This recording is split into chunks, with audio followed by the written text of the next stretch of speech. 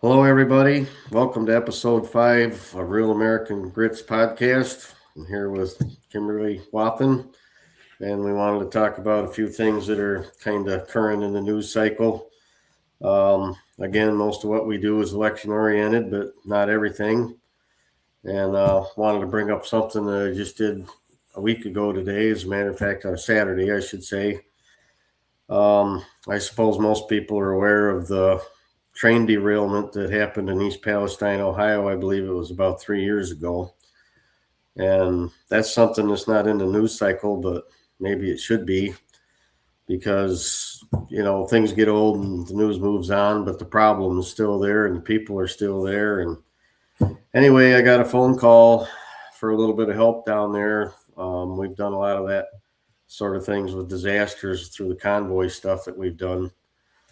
And they're having some problems with their water down there again. I don't know how widespread it is. I haven't been real close to that situation, but I did get called and asked to haul a load of water down there.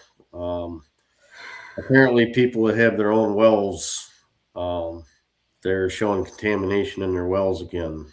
And I know there was a filtration system put in there at some point with the city water, if you will, and I really don't know the status of that, but I do know that we had people that were specifically folks that had their own well and their water's been recently failing tests, and they weren't able to use the water out of their wells. So we got called. I picked up a load of water and I took it down there, and they had a bunch of other stuff. Other folks came in and distributed some stuff to try to help those people out. And what comes to mind about that? Um, that happened during the Biden administration, along with another huge disaster that we were involved with, and that was the hurricanes and the disaster that went with it in western North Carolina, actually down in the South Carolina and other states somewhat, but North Carolina was the hardest hit.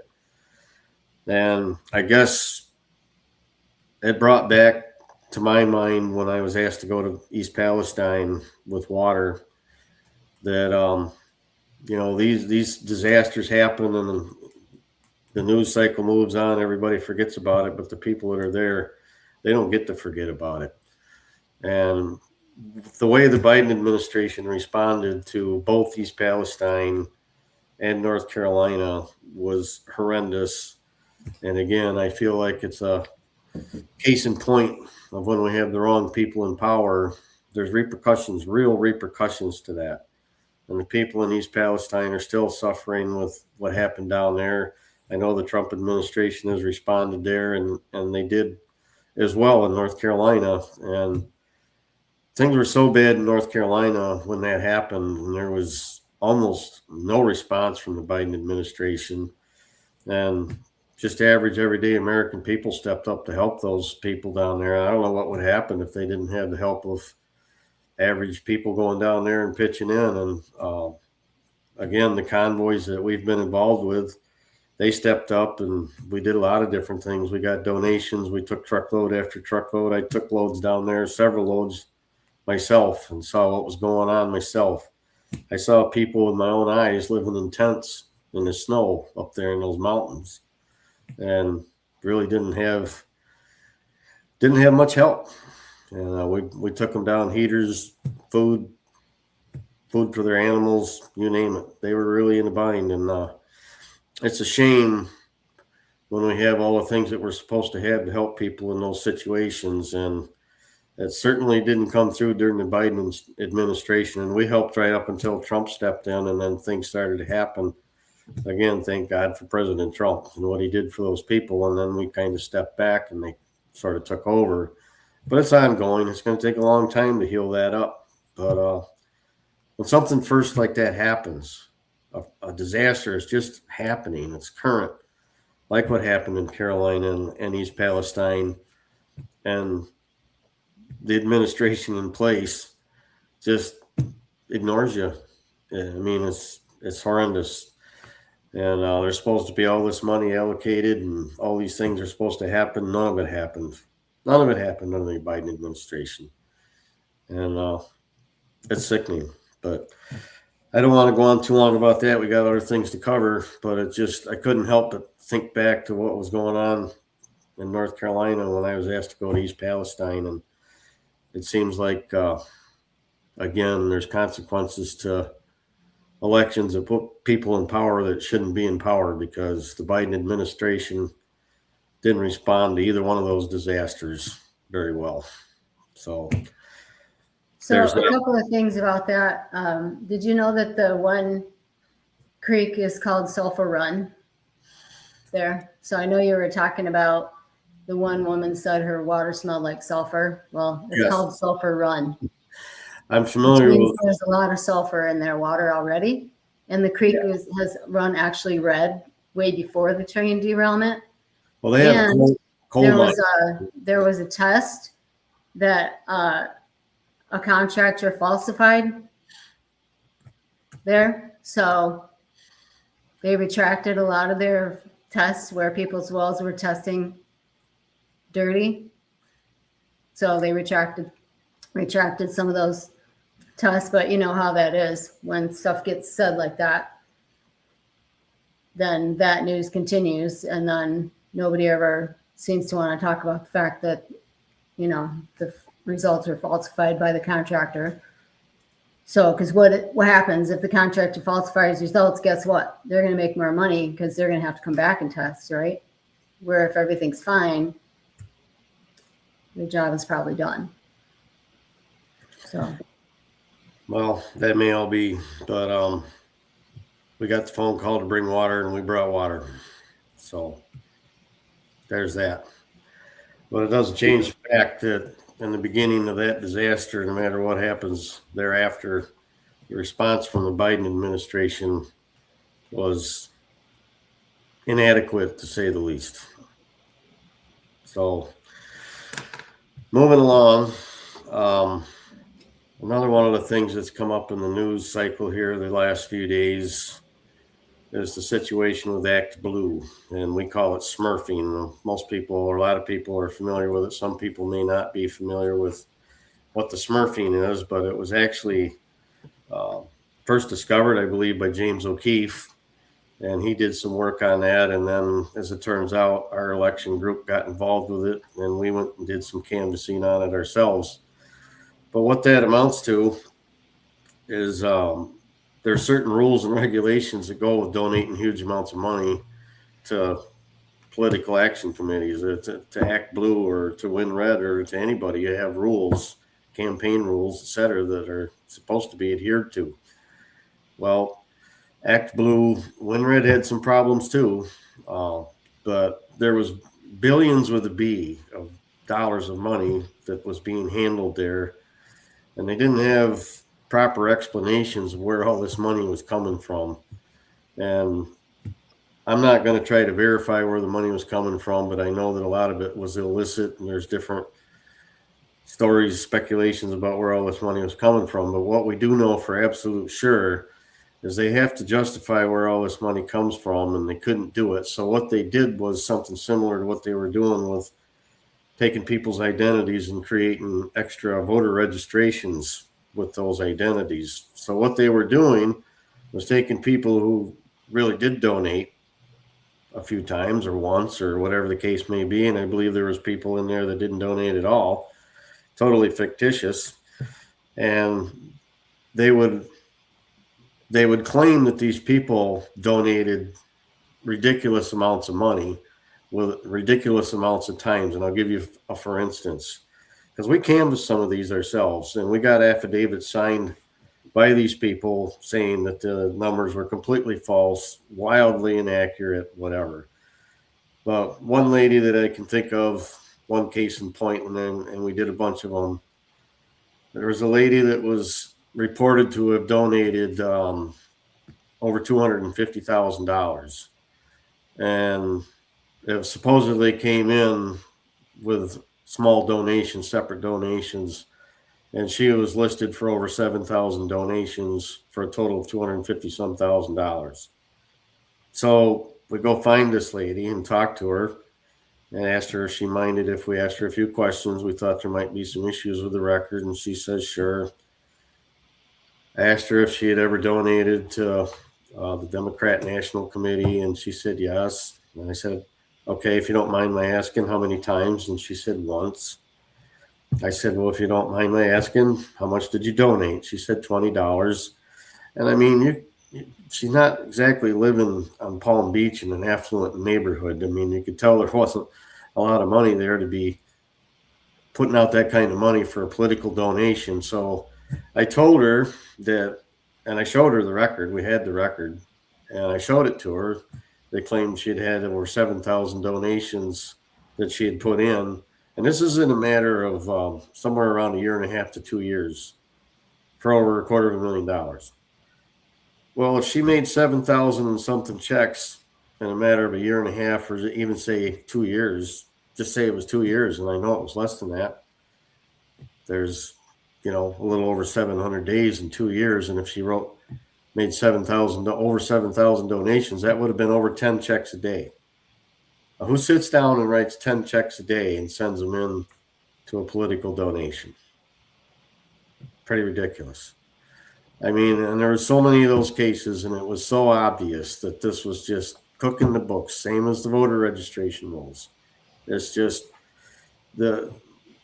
it's undeniable and proven the corruption here. And so finally, the FBI has decided to launch an investigation into that. Is just the last few days or week or whatever. They're looking into it.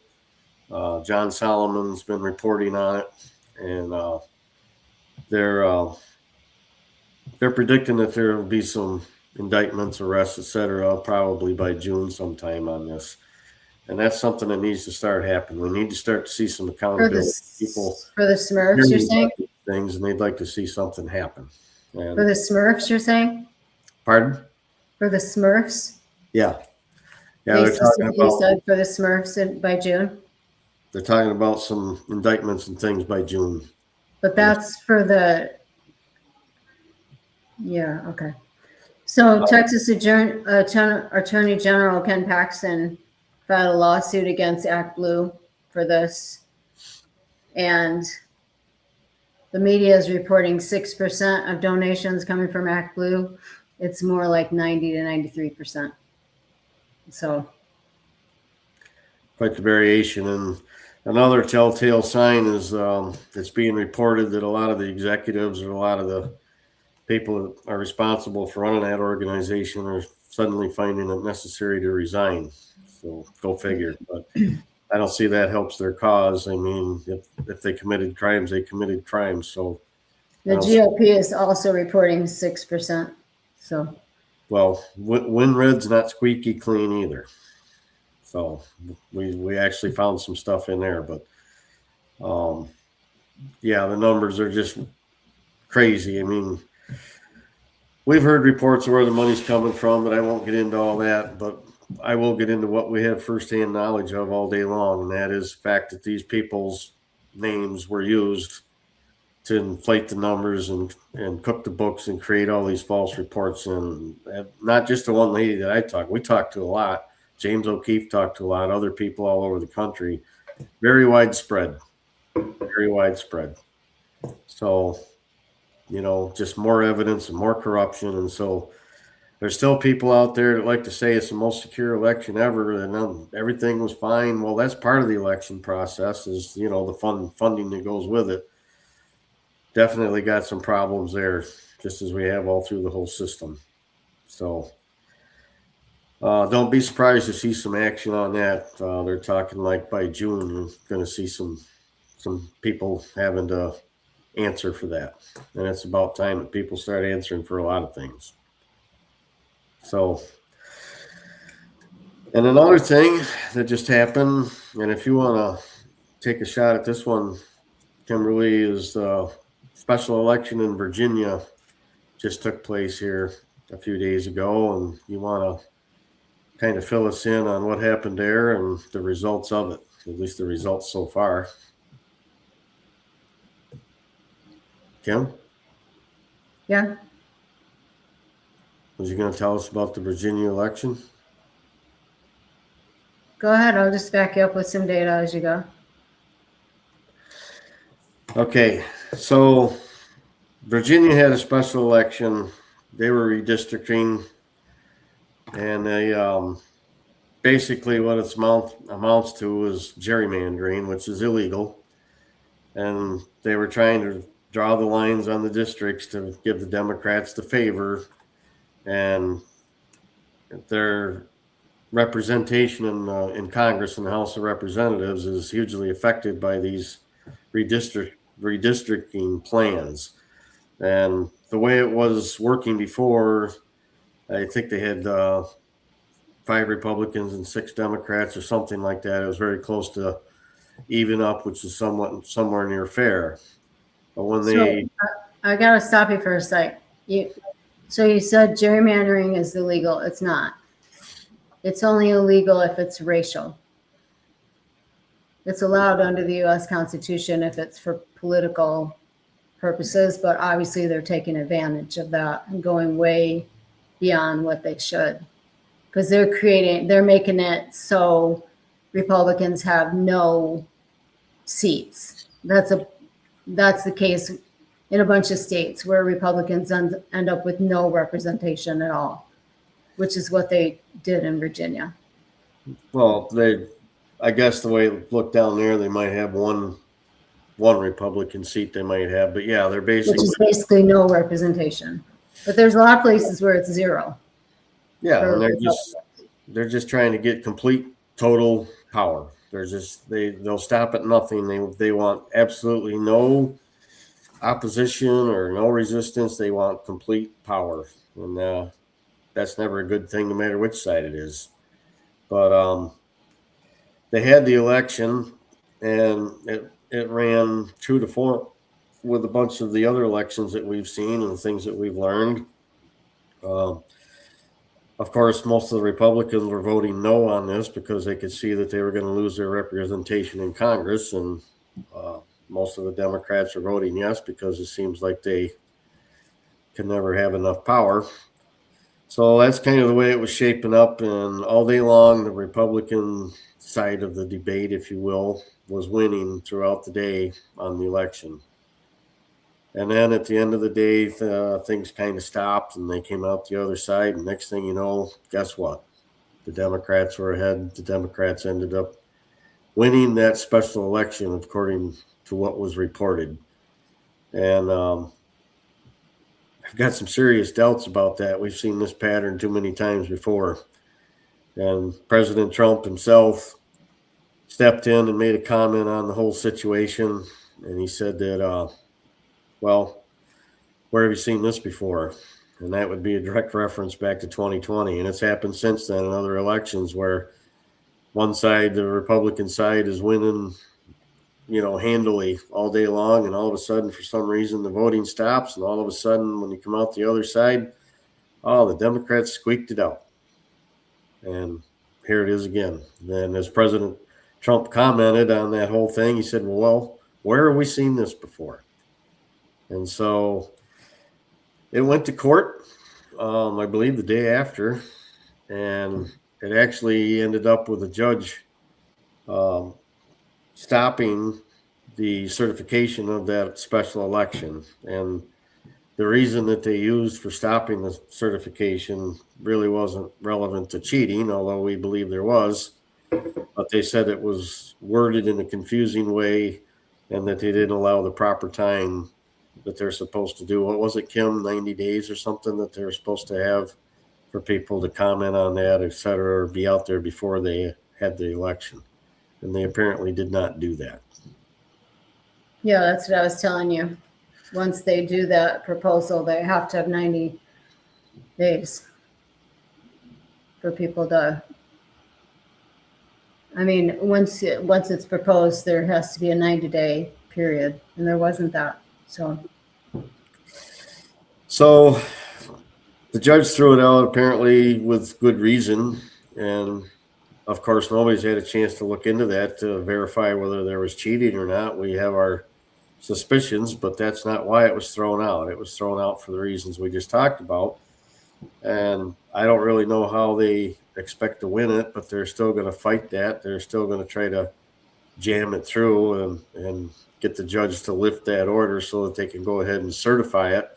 I don't know what grounds that they think they can use to negate the facts that are already exposed, that they didn't do it properly, and it was worded in a confusing way, etc. But they're not going to stop. They're just going to keep pushing and pushing and pushing. And a lot of people think they're going to get it pushed through. I hope they don't. I hope the rule of law stands up, but we shall see.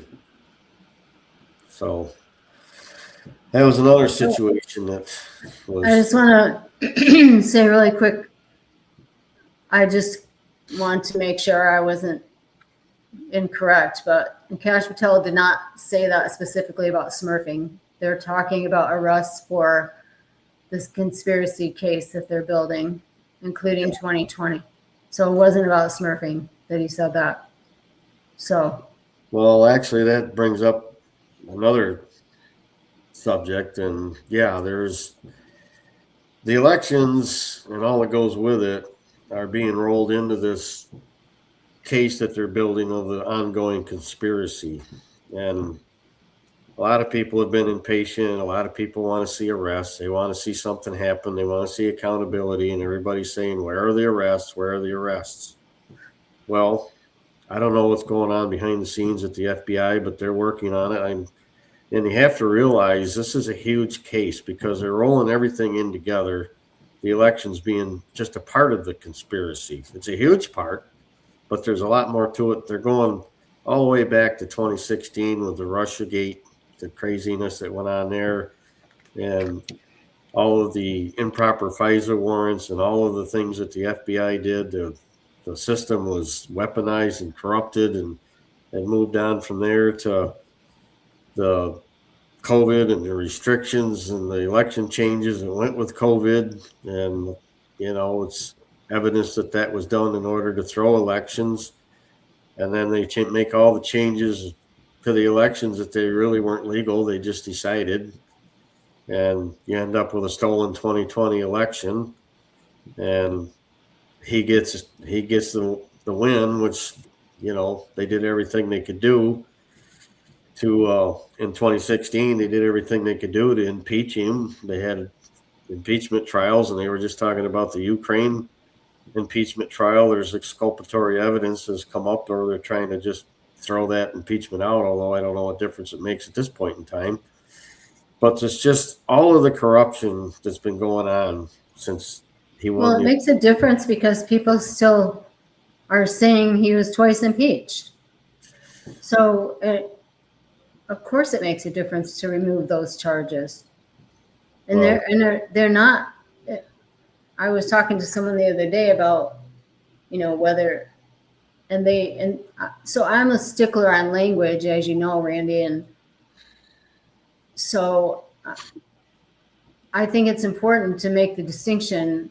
Somebody was saying to me that they were talking about expunging that, and I said, no, it's not expunging it. They're talking about completely vacating the charge, which is different than expungement. Because I worked in a police department when I was 17 years old in the evidence vault. So I learned a lot back then, and it was different back then, of course, because it wasn't all computerized like it is now. But when something is expunged, the way they used to do it is, at least where I worked, there was an index card in your file, and it had all of your charges typed on there. And if something was expunged, they would white it out, literally white it out on that sheet. However, the reports were still in there. And so if anybody went and looked at that, and who was an LEO, could go and, they would still see it. Well, it's still the same today. If you have something expunged, or even with the pardons that people have gotten, like, that doesn't clean your record. It, like the J6ers, some of them, Enrique Tarrio, which I've spoken to him personally, he's still fighting a lot. And he didn't get the pardons that the other J6ers got, and there's just some complications there, which we won't go into right now. But it doesn't, like, some of them are still not able to get their military benefits and stuff like that. So of course that's going to affect their ability to make a living and get jobs and everything. So the difference whether something is expunged or not and whether it's vacated, if it's vacated, that means they go back, it's like wiped out, like it should have never happened. Where expunging it, they can still see it. They're not supposed to use it against you in future, if anything ever happened in the future, criminal trials or anything. But I mean, we're all human, so we all know if they go there and see, oh man, this person's, okay, he committed this crime and this one and this one and that one, and they were all expunged in whatever court deal they made. But those law enforcement officers can still see. And so they judge your character by that because they're human. They're not going to look at that. Okay, I'm not supposed to see that. They're not going to do that. So it's super important whether they vacate those charges or those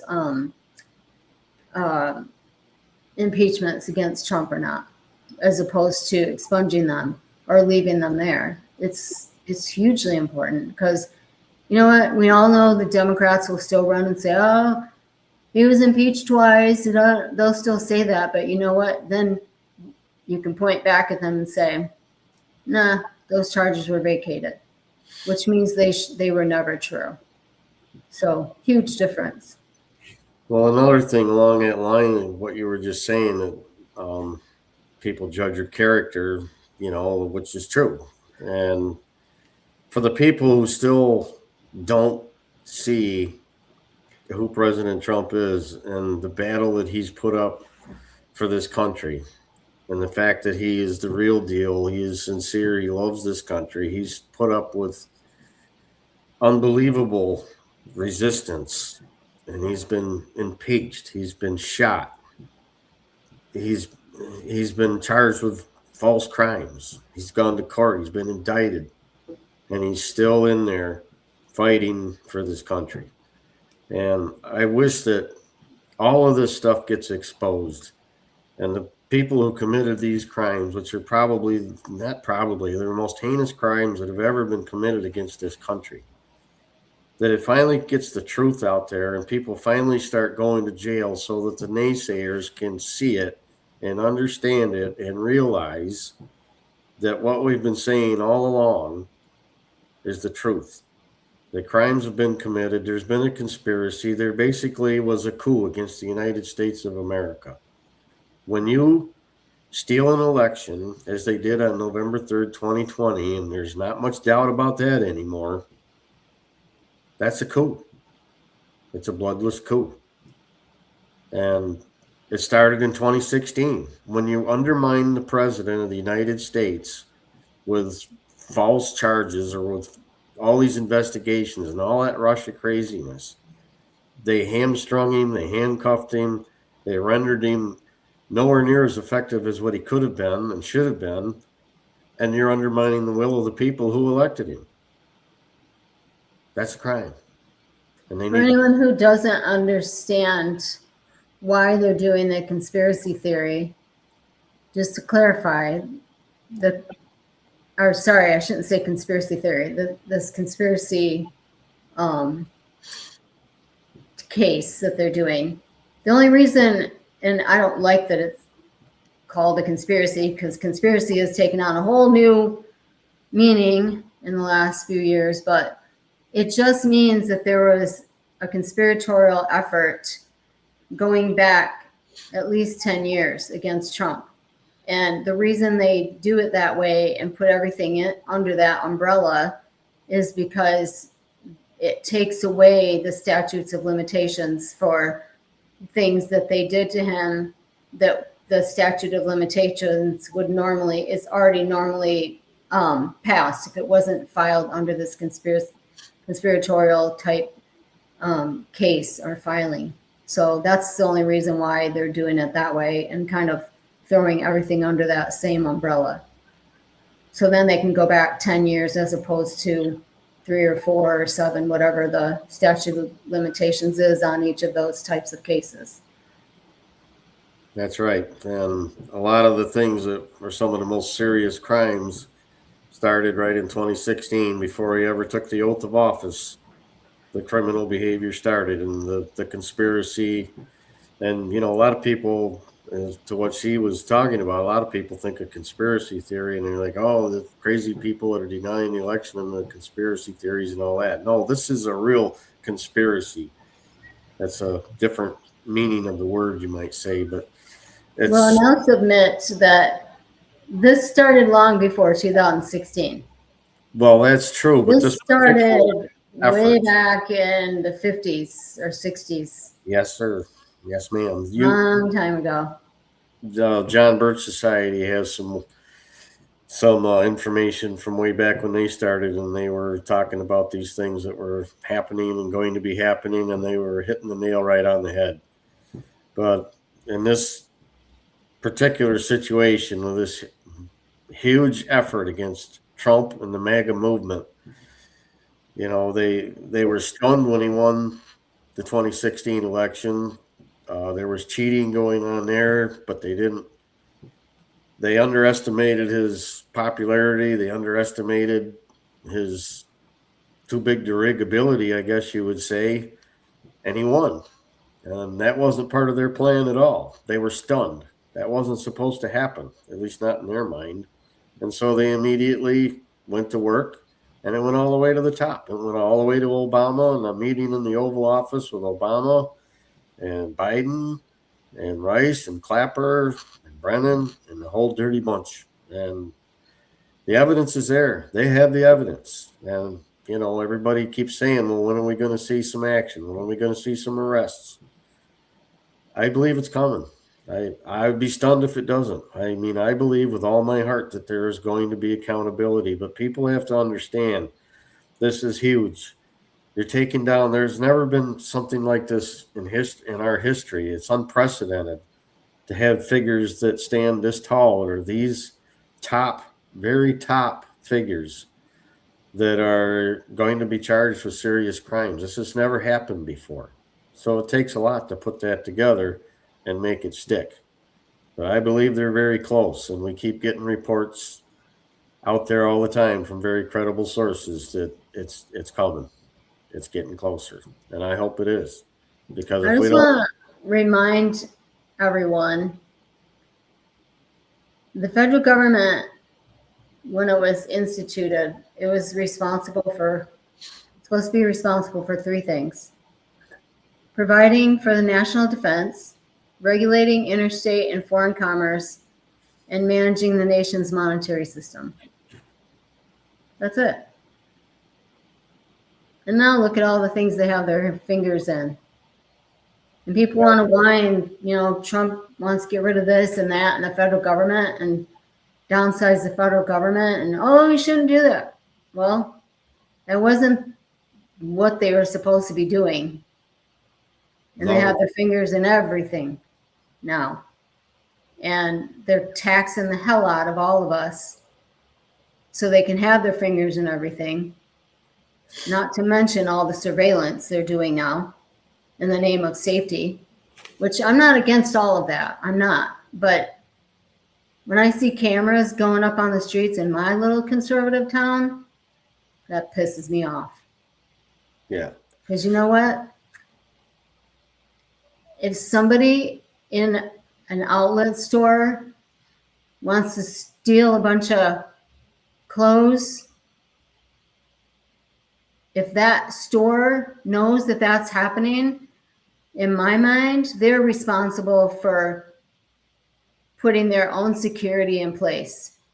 If they know that they've had theft, put cameras in place, put security guards in place, and it's going to inconvenience some people, just like so many things they've done. Like I complained a couple weeks ago about allergy meds and how they've inconvenienced so many people for the few people who were making drugs with those ingredients, which now they've moved on, but they still inconvenience the rest of us trying to get allergy meds.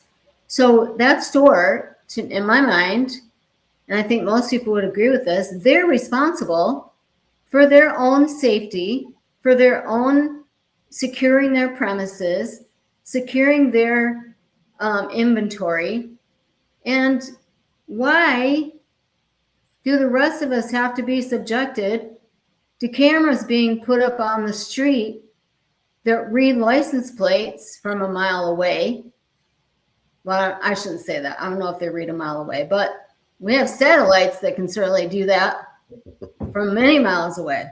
But why should the rest of us be subjected to that? Because that store owner is not protecting his own livelihood. That shouldn't be on us.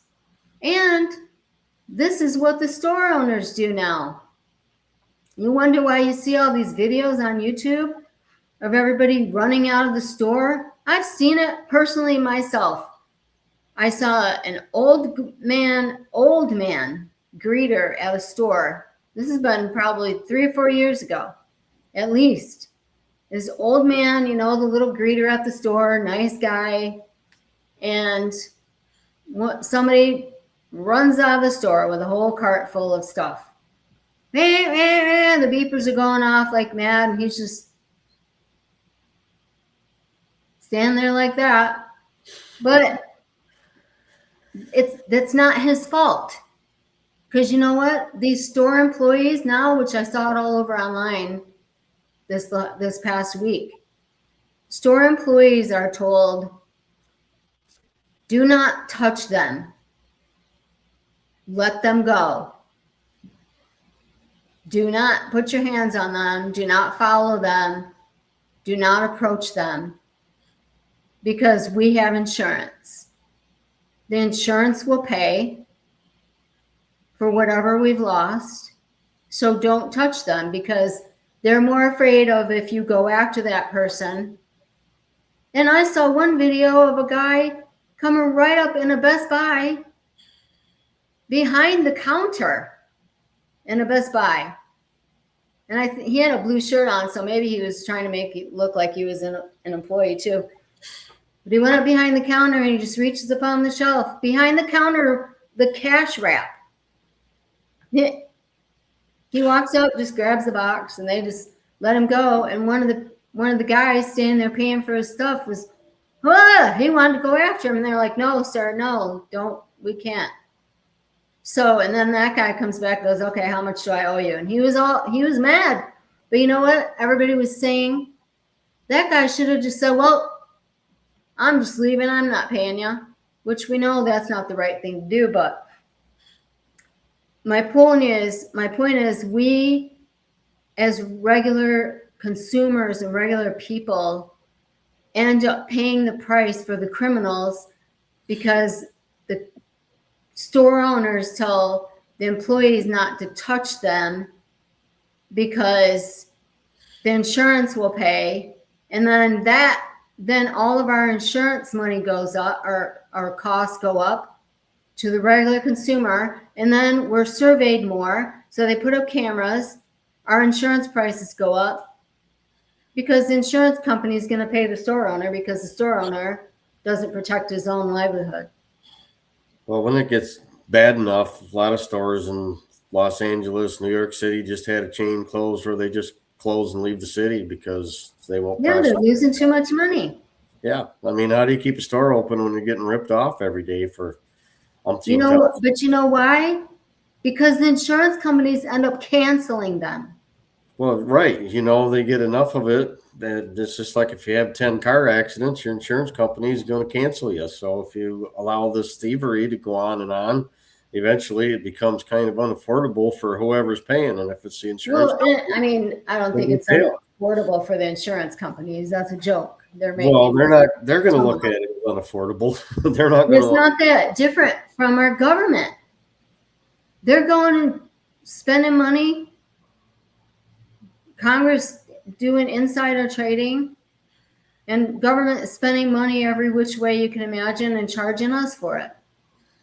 Yep. So back to my point, the federal government is not responsible for 3 things. 3. And nobody, no president we've had, and, you know, Woodrow Wilson, don't even get me started on him. I mean, they started screwing the American people way back then. Yep. And Trump is the first one that's had a set of balls big enough to stand up against the establishment. And look what they've done to him. Say what you want about him. Does he flip off at the mouth sometimes? Sometimes I'm like, oh, just stop talking. But you know what? At least he's standing up to the cabal. At least he's standing up to him. And you know what? Why, they would have him dead in a heartbeat if they could. Well, obviously they've tried it how many times, and yeah, this is why you have the conspiracy that you have, because the opposition was bound and determined to keep the status quo, and they knew that Trump and the MAGA movement was going to turn the status quo on its ear and drain the swamp. They don't want the swamp to drain. They like the swamp. And so they've done it. I even heard somebody saying yesterday, I forget what they were talking about, but they were saying something about, and this was somebody on the right, and they were talking about, oh, well, that wouldn't work out because so many people dislike Trump. And I'm like, what? Yeah, there's a lot of people that are pissed off at Trump about the war, which, watch, he's going to come out with flying colors. Watch. He's good at landing on his feet. But people are, so there's a lot of people who are mad at him over that. Okay, I get it. I mean, in fact, I've had a couple run-ins with people about that. Do I like everything he does? No, I don't. But you know what? He always seems to come out good. What's the alternative if he had not taken action over there? What's the alternative? And it's, again, he's the only one that's had a big enough set of balls to, that's right, to do something about it. Iran didn't have nuclear. Oh, they've been a threat. Almost 1,000 pounds. Yeah, they had enough to make like uranium. 10, 12 pounds. If they would have finished enriching it, which they were getting close to doing, yeah, they would have had enough to make 10 or 12 bombs. Yeah, I mean, I think we're all so used to our government being so corrupt that we automatically think that Trump's the same, but he's not. So many people think he's the same, and he's not. And I mean, it kind of ties right in with, I know we didn't plan on talking about this in particular, but the whole Israel thing, which I've looked into a lot, because as a Christian, I know what Zionism means. And I've had people come after me about that. And so I do what I do. I don't argue without, and as much as you and I butt heads, Randy, you will give me this. I don't just argue to argue. I go look stuff up, and I come back with facts. And you might not agree with me, but I don't just say, this is this way because it's my opinion. I go and look it up, and then I come back with facts. And so as a result of having a couple run-ins about the Israel thing, this whole thing about Israel and whether we should support Israel or not as Christians, or me as a Christian, whether I should support Israel or not. This whole thing about it's dispensationalism. Oh my gosh, I can't even say it. Versus dispensationalism. Okay, I never heard of it before, but I've researched it all, and I always have to keep looking. Okay, which am I? Because this whole thing only came up in this century, or in the last century, like about that. Some people believe that all the things in the Bible regarding Israel have already taken place. And none of those thought processes even came about until way more recently than biblical times.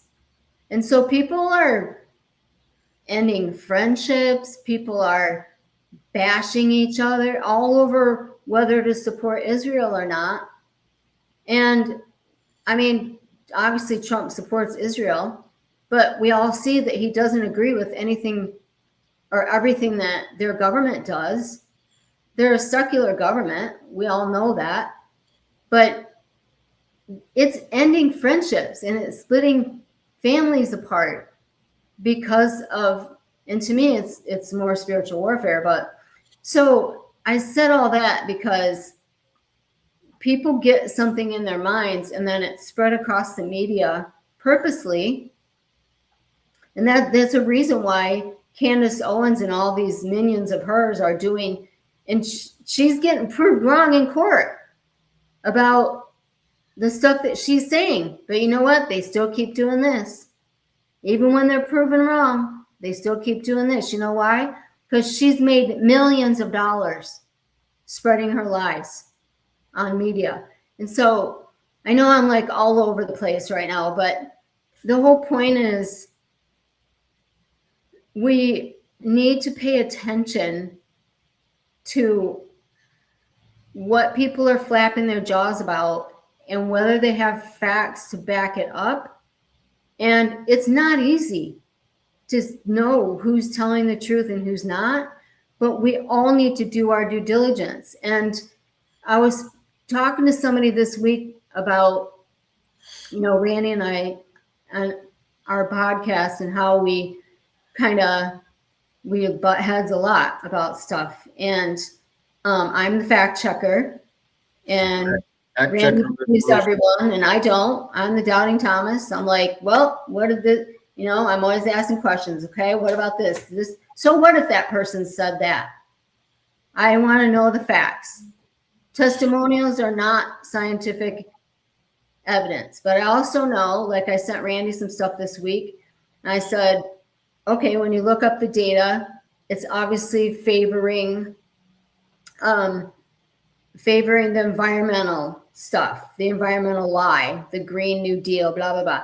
So I told Randy, I don't like solar, you know that. But so you have to look at that and know that, okay, this research is favoring solar, but you have to look at the data knowing I don't care for solar and I don't like it. So it's not easy, and we don't all have time to do that, to look at everything, but you just got to keep in mind that just because somebody says it behind a camera, including Randy and I, like, you need to go do your own research.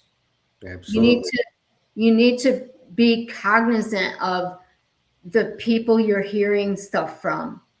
And you need to be aware that there's unfortunately, like Randy and I don't make anything for doing this, but there's a lot of people making a lot of money because social media pays for clicks. And it seems harmless. And oh yeah, Candace Owens, I've heard anywhere from 10 to 80 million that she's made since Charlie Kirk died. That's crazy. And I could never get on camera and lie to make money, even though I'd love $80 million. I'd love $1 million. But we all need to be cognizant of the fact that there's ulterior motives for people. And some people may even say stuff thinking it's the right thing to say. But if they don't come back and correct themselves, no matter what the subject, you need to beware. And like I said, even with Randy and I, if we say something, and just like when I went back and told Randy, gerrymandering is not illegal unless it's racial. I'm such a stickler for that, and that Randy gets so mad at me, but we want truth put out. Well, as an example, to just expand on what you touched on a little with the environmental, I won't stick on it too long, but we talked about it a couple of weeks ago that New York State forest land was being used for infrastructure for solar and whatever, and I didn't like it. Now I'm a logger, so I'm not opposed to trees being cut. I cut trees almost every day of my life, but I didn't like the idea of the solar thing because it's not just the forest gets converted. It's not forest anymore. They take it and they clear it off and they put in infrastructure and whatever. So I'm wary of it. I was not very in favor of that at all, especially because we've nurtured those reforestation areas. In spite of what people may think, loggers do take care of the woods and we have an interest in it. And so I was against it. So a report came out a few days ago that I saw online, and I quick sent it to Kim right away. I said, well, remember I said I was afraid that they were going to step it up and not just put infrastructure in, that they were going to actually put solar farms on these state lands. And here we go. There was a report came out. I sent it to her, and it was saying they were going to put in 150 acres of solar panels and clear off state forest land. Said all the things that I was afraid of. And he came in hot. Oh, see, There. I told you. I've been vindicated. It's been verified. So I sent her this report, and I'm on my way to work. And I was actually going to Mark Timber that I'm going to be working in, which was only 10 miles or so from this area that was being reported on. And I told her I'm going to stop on my way back home. I want to check this out. They're doing exactly what they said they weren't going to do. I knew it. So I sent her the report, and when she sends it back, she's like, nope.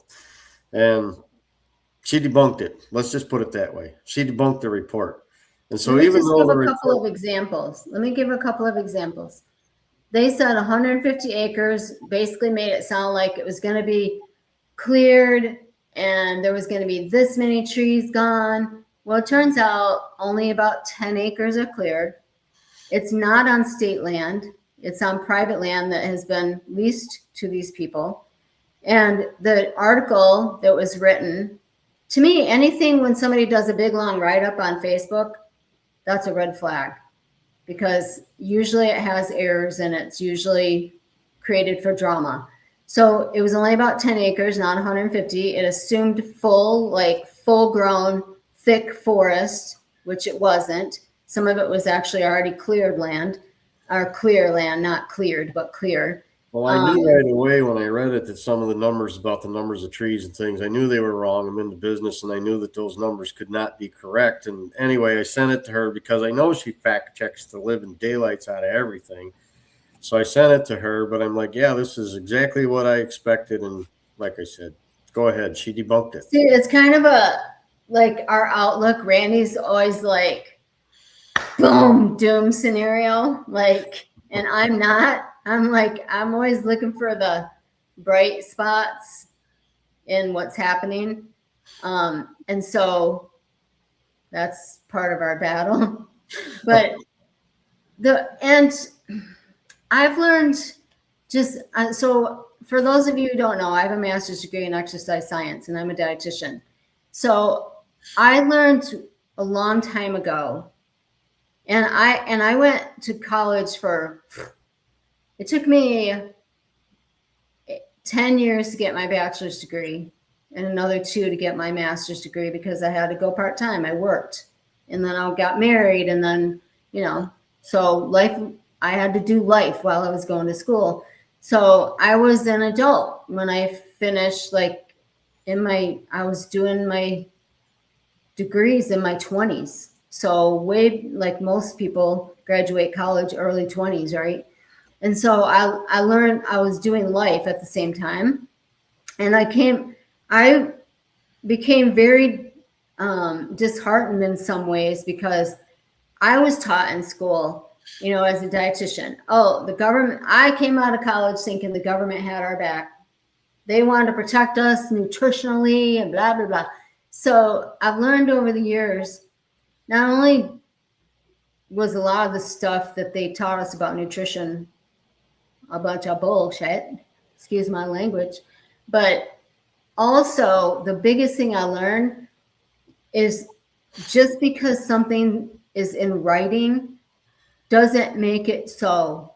And especially now with social media, and they're so peer-reviewed journals are the upper echelon, right? Of like they're the gold standard.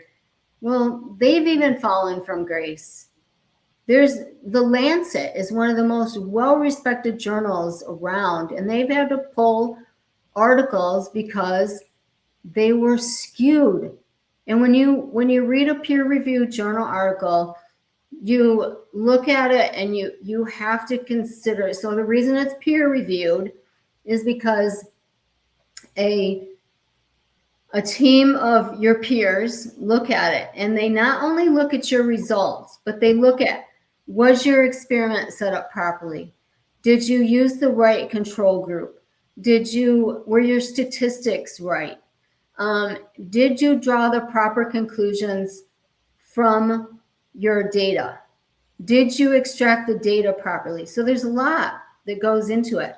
And lo and behold, sometimes money gets involved, and there's money that's backing up that university or whatever, and then the results get skewed. That's why whenever you see a study that's done by, like a pharmaceutical study that's done by a drug company and it's a positive result, you need to question it. It's a red flag. Okay, so they've even fallen from grace. So nowadays it's so hard to tell what is the truth. I believe that we all have availability of discernment from God, but we have to ask for it. If you're a Christian, you need to ask for discernment. God will give it to you. And Randy can tell you that. And that's not to blow myself up. It's just, I always say it's my gift from God, right, Randy? I've always said you have an uncanny ability to discern whatever needs to be discerned. But I don't take credit for it. I give God the credit, right? So we weren't even supposed to talk about this, but it's such a passion of mine that people won't just believe everything they hear. I mean, I'm sure Randy's heard this. When we were kids, our parents said, well, if somebody told you to go jump off the bridge, would you do that too? I mean, right, Randy? Yeah. Did your parents say that? Many times. So I can tell you this. She keeps the truth on a short leash. She definitely. Fact checker lives in Michigan. I don't care what anybody says. Fact checker. Well, and we need to, because it's true. It's not going to get better. That article that I read was exactly what I wanted to hear. And so you latch right onto that. It's like, there. And I sent it to you, and I as much as said that. There it is. I told you. I knew it. Yep. I knew it. And it turned out she debunked it. So I just want to say one more thing about this. When I was in my first year of college, I believe, I had to take an English class. And we went through Time magazine, and it was such an eye-opening experience because, Time magazine, well respected, right? Well respected. And we went through it, and I learned how when an article is written, now hopefully everybody listening, including you, Randy, once you hear this, you can never unsee it or unhear it. When an article is written, they'll make the title one thing, and people just take that title and run with it. But then you read the article, it doesn't always back up what the title of the article says, number one. Number two, they'll put all of the main part of what they're trying to say in the first paragraph or two. And then the rest of the article is usually blah, blah, blah, blah, blah, blah. Okay? So, but even Time magazine, way back then, I learned, and you could, once you see it, you can pick it out yourself. You could see how it was skewed to their viewpoint. And it wasn't editorial pieces. It was literally Time magazine articles. But you could see how once you saw it, once you learned that, you could see, you could pick it out in a heartbeat how it was skewed to their liking, to their viewpoint. So everyone should be aware of that. Pray for discernment. If you're a Christian and you believe God, pray for discernment. Take everything. To me, like I said, Randy believes everything that people say. I don't. I mean, I'm learning. don't. I have to see the facts. Well, So maybe somewhere in between is a good place to be.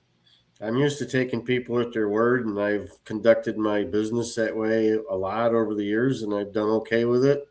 I've had very few problems with that. I've had one or two, but I do have a tendency to believe people when they're telling me something. And, in the world that I've lived in, that's been okay for the most part. I've done a lot of business on a handshake and everything was fine. I had one or two fails, but mostly is okay. So that's how I've lived my life, and that's how my mind works. But when I step into this world that I stepped into when I got involved with starting with the convoys, the elections, and all this stuff, it's not the same world. And I've had a process of me adjusting my mind to that, just like the article we talked about. It was just what I wanted to hear. And then when you really look into it like she did, that's why I sent it to her, because I know she's going to tear it apart from one end to the other. And if there's something That's wrong, not why you sent it. You sent it because you want to say, look, I was right. I did, but I also knew that you was going to go over that with a fine-tooth comb, and if there was anything wrong in there, I was damn sure going to hear about it. And so that's called confirmation bias. We all have it. We all have it. And a bigger picture, when you talk about all this stuff, and a lot of people believe what they hear, and unfortunately, when it comes to the mainstream media, I'm going to pick on them a bit. We all know by now, or most of us know by now, that that's not good. And when you talk about this conspiracy theory or the conspiracy against Trump and MAGA, it's been such a huge, huge propaganda effort to cover up the truth, not let the truth out. Everything we've done in the elections, and by we, I mean everybody in the election integrity movement, not just us, but our group, Rudy Giuliani, Sidney Powell, I mean, the list goes on. Joe Altman, just David Clements, all of us. The effort to shut us up and twist it and turn it and not let the truth out has really opened my eyes a lot. And whatever I didn't have them opened up, she's doing the rest. And my life has been quite the opposite. I have been, what's the word I want to use? I have been backstabbed and hurt and done wrong. And I'm not whining. I'm not a victim. Randy knows that. I'm not a victim. And I don't play a victim. But I've been hurt and done wrong by a lot of people. A lot of people. And so did that make me, I'm not cynical, but it just makes me very aware. And I have this, I have this, and so many times that I'll think, oh man, I don't know, that person's, I don't know, I got an issue with them. Randy can attest to this too. Man, I have an issue with that person. And I'll just say one name, Ivan Ranklin. He's one. And I know people that like him. And I told Randy a couple years ago, we saw him at an event, and his little skank girl, I won't call them skanks, I'll say they were dressed like skanks at a big event. And just the way he was always looking for attention and stuff. And I'm just like, man, I don't know. That guy just bothers me. But I don't say it out loud usually. I'll say it to Randy or whatever, but it has the things that have happened to me made me more, I'm not, like I said, I'm not cynical, but it definitely makes me like, I have to see the proof. I have to see the evidence in black and white. And so many times when I feel that way about someone, it ends up being true. And like I said, that's not to pat myself on the back. It's just I'm amazed sometimes. Like, wow. Well, me too. She'll pick out someone or something, and she'll say, I don't have a good feeling about that one." And I'm like, What are you talking about? Why are you saying that?" Well, as time goes on, you find out. And And sometimes I kind of beat myself up like, okay, maybe that's something about me, maybe am I jealous of that person or whatever, and um or envious or whatever. And more often than not, it turns out to be right. And um well, we I only talk said I about do. a Huh? meter. We talk about a meter. Yeah, BS meter. Yeah, the But BS meter. and I only said Ivan just because I was kind of vindicated recently where somebody was pointing him out and talking about him. But on the other hand, I heard a podcast the other night, a couple nights ago,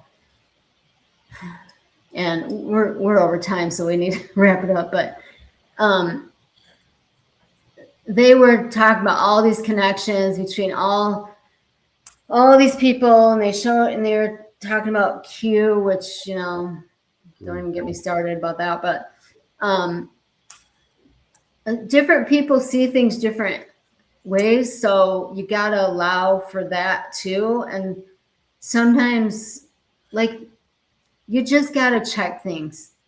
And now it's hard to tell even online, right? Because even online and with the media, so you just sometimes you gotta check it, and does it make sense, and um, are there facts to back it up? And like I said, pray for discernment, because it's probably not gonna get better, because the the left is like a rat in a corner right now, and they are willing to do anything to win. They will. I mean, including killing people and everything else. So you need to just really take a breath and read with, what's the word? Like when you read an article, check yourself to see if you have confirmation bias. Check yourself to see, am I reading this to confirm what I think? Just like when you walk in a room with someone, and women are way worse about this than men. You think women, like, I get, as Randy, I get it all the time. I'm walking around and like nobody will talk to me, and I'm like, oh, okay, but don't we all have it? The confirmation bias or the intrinsic bias, but don't allow that to stand. Don't allow that to stand. Question yourself. Look in the mirror, and I tell this to Randy all the time. Look in the mirror, read that to yourself. Am I being this way? Am I being too hard? Am I being judgmental? Am I looking for confirmation? Am I looking for this to confirm what I already think? It's hard. It's hard, but we all got to do it. So I derailed us, Randy. That's all Sorry. right. There's always next week. Is there, Final thought here. we're not like restricted on time. We just always try to keep it to an hour. Right. So is there anything else That's fine. that you Well, want? one thing that I want to talk about, we can do it next week. That's not a problem. But I wanted to talk about, well, two things, and I touched on it, that it's been so almost impossible to get the truth out about the conspiracy against Trump and MAGA and the elections and all of those things.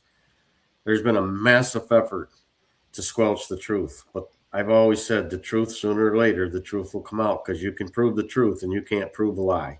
It's just like the article that we kicked back and forth. She proved the truth. I couldn't prove the lie. And that's happening on a very large scale with the conspiracy to bring down Trump and to bring down MAGA and the stolen elections. The truth is coming. And when that truth gets out there sufficiently, I believe with all my heart, and I could be wrong, but I believe with all my heart there's going to be huge accountability coming up soon. I believe it. I mean, I could be wrong, but that is what I believe. But anyway, one other thing we always talk about elections, and one thing we didn't get to, I'll mention briefly, was we've talked before that there is speculation that there is foreign interference, and that opens up a whole different circumstance as far as if President Trump should have to take measures to protect the midterm election. And I'll leave that there, but there has been definite confirmation of foreign interference in the elections. And all of the intelligence agencies knew it back in 2020. They knew it. They unanimously agreed that they knew it, and yet they kept it covered up. And then they told us it's the most secure election ever. So, yeah, we sure do need to check our stories. And it's been a long time coming, but the truth is coming. And we have confirmation now that the Chinese have been into 18 different states voter data rolls. Iran was into one of them at least, if not more. And that's foreign interference. And they used that information, which I won't elaborate on now. We don't have time, but they did nefarious things by breaking in. We're not in control of our election systems when we have people breaking into it like that, and it has to be addressed. So we'll leave that for another time. But I guess the tone of what we've been talking about is you really have to check. You have to check the information, and I just got a good lesson on that over these last couple of days. You have to check the information, and So it's been here's tough. It's been here's tough. here's I'm going to give a really good example, and I don't know why this stuff just stands out to me like a sore thumb. So I was listening to Bannon the other day, which I really like Bannon. A lot of people are against him, saying he was involved with Epstein, blah blah blah. So we don't know the full story on that, but I like Bannon because he brings on different people. And you know what? Sometimes all these people are against naysayers on the war. I'm just like, I just fast forward past them because I don't want that negativity in my brain because I trust Trump and I believe that God is with Trump. And so I don't even listen to those people. I just fast forward because you know what? They were wrong. One guy was coming on there saying that he's a well-known guy on America's Voice. Is that Real American Voice. It's going to go up to $150 a gallon. And I'm like, whatever, blah, blah, blah, blah. And then all of a sudden, boom, drops down to 80. And then what are the futures saying? Oh, 80. Oh, well, guess what? A lot of them have had to eat their words. And now they're like, and they take a breath and then they try to recover. And I'm just like, a lot of people are going to have to eat a lot of words, in my opinion. But the one thing I wanted to say is, Bannon and others were saying this last week about the Virginia election. Oh, the GOP won't. They've got $8 million in the coffers, and they needed to spend another $2.5 million. And the Democrats spent $100 million or whatever it was, and that's why they won. And I'm like, how can the same people who know that they'll say out of their own mouths that they know and they believe that the 2020 election was stolen, and then turn around and make it about the amount of money that was spent on this election, when you can see the same pattern, 51 to 49. Shocker. How many elections are won? 51 to 49. We know why. We see the evidence. And then you have these people saying, oh, it's all about the money, which I think we should take all the damn money out of our elections. Amen to that. Okay. All the foreign money, all the political action committees, get out. Why should you have to have $100 million to run for an election to represent your constituents? You shouldn't.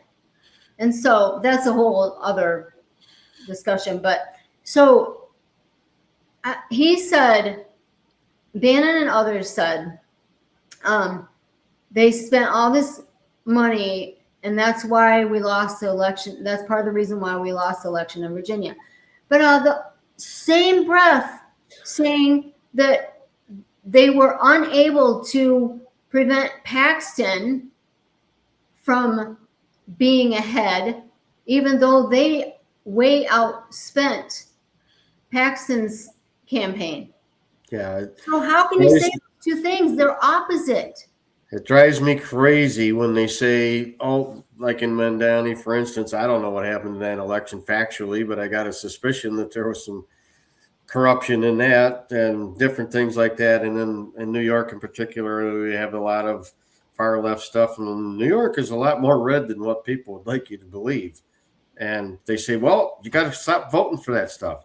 I know. They get what they voted for. We're not voting for that. It's so frustrating. You want to strangle people. We're not voting for that. It's being shoved down our throat. Yep.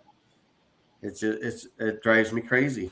If you know what we know, if you've seen what we've seen, you would know we aren't voting for that stuff. It's not because they had a better ground game. You're not going to win the next election if you have a better ground game and we get our things together and we register and we push harder and we vote harder. Well, that's not going to work. You're not going to beat the machine. We have to fix the election. Well, and Bannon even had someone on that said the exact opposite. He said, we did everything we could do. The grassroots. We did everything we could possibly do in that election in Virginia. But then I heard somebody else saying, well, the grassroots, they don't. It's like that. That's exactly the point that we've been talking about today. Everybody has an opinion. You know what they say about that, right? So we don't always know exactly what happened. That's why even Tyler Robinson has to have a court case, even though it's pretty damn evident what happened, right? So you gotta, you can hear all the voices, but the one thing we know is that in that Virginia election, we saw the same thing happen, and they injected like 65,000 or 35,000 votes, I think, and the machines can't even process that many ballots in that short of time. Like in 5 minutes, they dumped that huge ballot dump. So, and it's the same pattern, and it's 51 to 49. Look at 98% of elections in this country, 51 to 49. Come on. Yeah. That's not even statistically possible. Yeah, the law of large numbers. It's not just doesn't work. Yeah, it's frustrating. So at least if you're going to say, oh, it's all about the money, pick a lane. Yeah. Don't say that and then say, well, they were able to, Paxton still is ahead no matter how much money they've spent. So which is it? Is it all about the money or is it not? It's probably a combination. But in this particular election, when you see a pattern like that, it's pretty evident. When you know what we know, how they do it and what they do, and you see what happened there, there's little doubt. We know what happened. That said, we have all that data and more. Well, not much about Virginia yet, but at unite4freedom.com. If you don't know, I'm state director in Michigan for Unite for Freedom. Lots of data. Randy and I don't always stick to, only the talking points that they have, but Randy and I have been with quite a few different patriot groups, as Randy calls them, or, freedom fighters. And this is the one that we've stuck with, because we have some solid data. We now have conversations with the DOJ. Is it EDNI? EAC. And no, not EAC. That's the organization that writes the Yeah, there's- Harry's been down there, but you're thinking of something else? no, EAC is about machines, Yeah. but ODNI, that's what I'm thinking of. Oh, okay. And the FBI. Right. So All we're of them. giving data to them on a daily basis. So we're making progress. It's taken a long time and a lot of work, but we're making progress. And there are quite a few other election validity groups that are starting to join us now. So we need volunteers. We need money. We're going to be filing a bunch of court cases soon. We have two that are doing, at least one for sure in Missouri that's doing really well so far.